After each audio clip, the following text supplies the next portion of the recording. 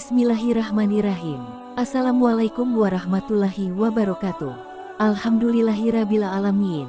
Senang sekali rasanya kita bisa berjumpa lagi di channel ini.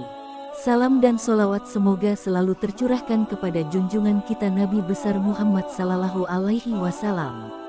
Allahumma sholli ala sayyidina Muhammad wa ala ali sayyidina Muhammad. Doa dan harapan saya semoga saudara-saudariku semuanya selalu diberikan kesehatan, dilapangkan rezekinya, dimudahkan urusannya, dipanjangkan umurnya, dan kelak di akhirat nanti dimasukkan ke dalam surganya Allah subhanahu wa ta'ala. Amin ya rabbal alamin. Sahabat Maryam yang dirahmati Allah, anak merupakan karunia besar yang Allah berikan bagi orang tua. Sungguh beruntunglah orang tua yang memiliki anak, karena anak adalah salah satu jalan amal yang akan terus mengalir pahalanya hingga di akhirat kelak. Oleh karena itu, setiap orang tua pasti mendambakan seorang anak yang akan mendoakannya jika mereka telah tiada. Namun, termasuk bayi dan anak kecil, jika sudah tiba masanya, maka tidak ada yang bisa memperlambat atau mempercepat kematian mereka.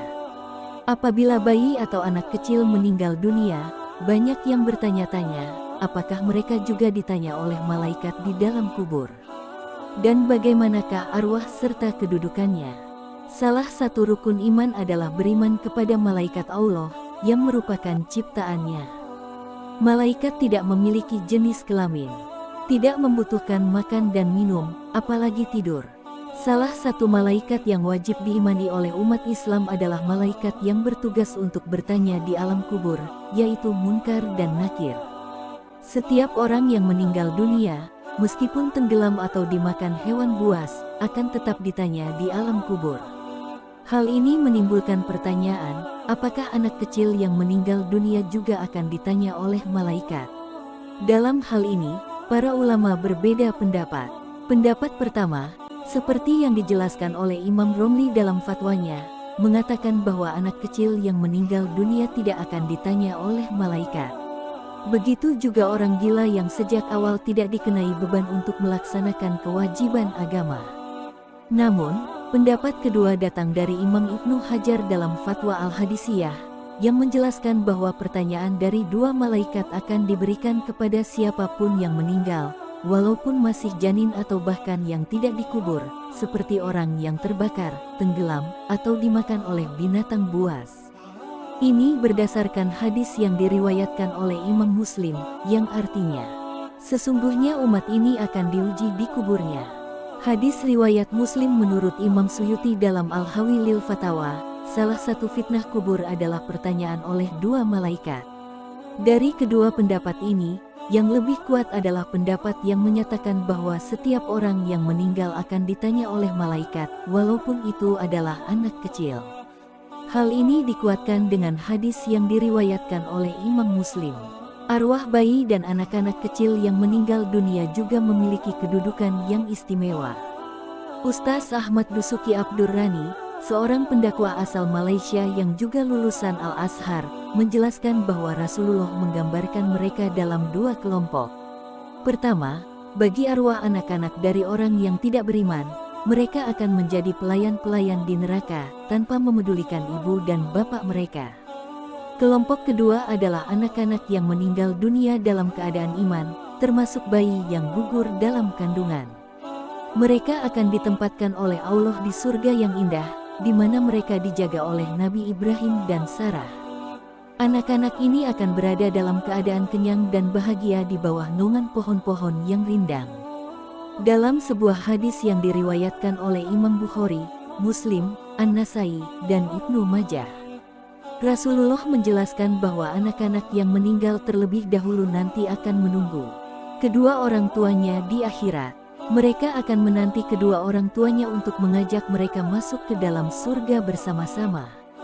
Jika anak-anak ini mendapati orang tuanya berada di dalam neraka, mereka akan menangis dan memohon kepada Allah agar orang tua mereka diizinkan masuk ke surga bersama mereka. Allah, dengan rahmatnya, akan mengabulkan permohonan tersebut dan memerintahkan malaikat untuk membawa orang tua mereka dari neraka menuju surga. Bagi orang tua yang diuji dengan wafatnya anak, tidak ada yang lebih menyakitkan daripada kehilangan buah hati.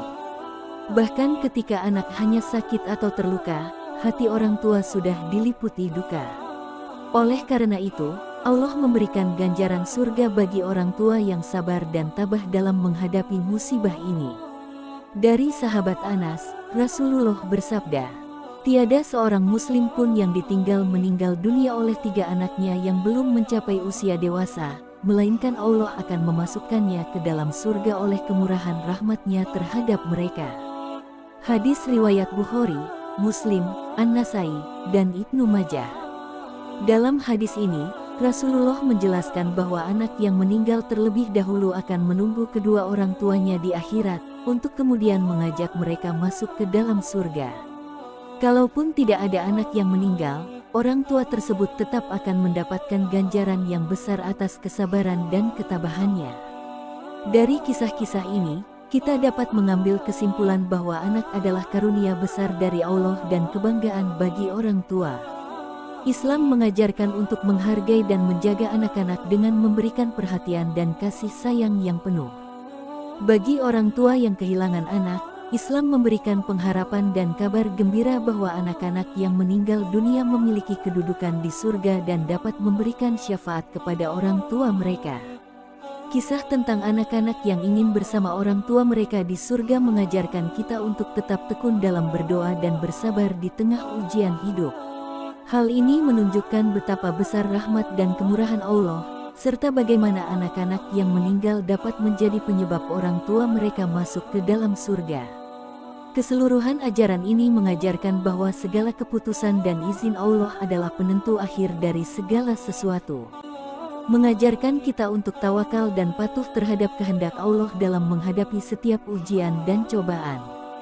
Dengan memahami dan merenungkan hikmah-hikmah ini, umat Islam diharapkan dapat mengambil pelajaran dan memperkuat keimanan serta ketakwaan dalam menjalani kehidupan ini.